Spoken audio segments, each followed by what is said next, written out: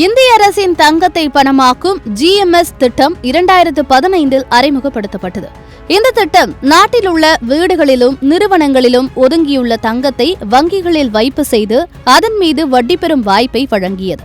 இதன் மூலம் தங்கம் பயனுள்ள வகையில் பயன்படுத்தப்படுவதாகவும் நாட்டின் பொருளாதாரத்திற்கு உதவும் வகையில் தங்கம் உற்பத்தி நோக்கங்களுக்காக பயன்பட வேண்டும் என்பதுதான் அரசின் நோக்கமாக இருந்தது.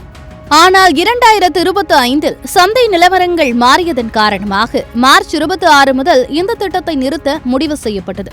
எனினும் குறுகிய கால வைப்புகளை தொடர்ந்து வங்கிகள் வழங்க அனுமதிக்கப்படுவதாக நிதியமைச்சகம் அறிவித்துள்ளது.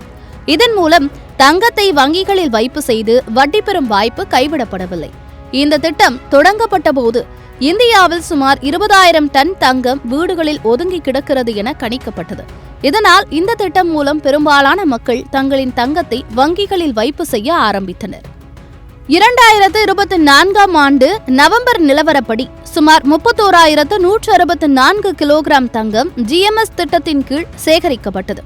இதில் 7,509 கிலோ தங்கம் குறுகிய கால வைப்புகளிலும் 9,728 கிலோ நடுத்தர கால வைப்புகளிலும் 13,926 கிலோ தங்கம் நீண்ட கால வைப்புகளிலும் சேகரிக்கப்பட்டுள்ளது. இந்த திட்டம் ஆரம்பத்தில் பெரிய எதிர்பார்ப்புகளை உருவாக்கினாலும் காலப்போக்கில் மக்கள் தங்களின் தங்கத்தை வங்கிகளில் வைப்பு செய்ய விரும்பவில்லை. பல காரணங்களால் 2019 ஆண்டில் அரசு இந்த திட்டத்தை நிறுத்த முடிவு செய்தது. ஆனால் இந்த திட்டம் நிறுத்தப்பட்டாலும் மக்கள் தங்களின் தங்கத்தை வங்கி கணக்குகளில் வைப்பு செய்யும் போது அதை மிகவும் பயனுள்ளதாக கருதுகின்றனர்.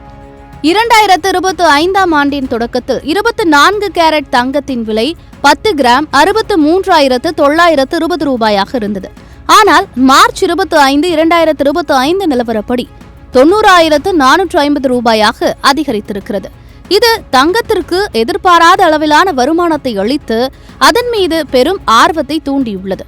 இந்த மாற்றமான சூழலில் GMS திட்டத்தின் கீழ் தற்போது வங்கிகளில் தங்க வைப்பு செய்ய முடியாத நிலையில் ஏற்கனவே வைப்பில் உள்ள தங்கம் வட்டியுடன் மீட்டெடுக்கப்படும். எதுவாக இருந்தாலும் தங்கத்தின் மீது ஆர்வம் குவிந்து அதன் மதிப்பில் உயர்வு காணப்படுவது அதன் முக்கியத்துவத்தை அதிகரித்து வருகிறது.